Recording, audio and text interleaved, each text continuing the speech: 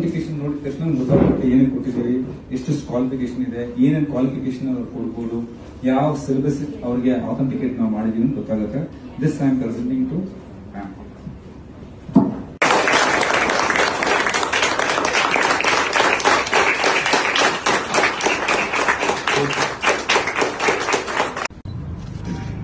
Thank you. Sir, thank you, sir. Thank you very much. Congratulations. Thank you, sir. Thank you, Great sir. job. Sir. Thank you.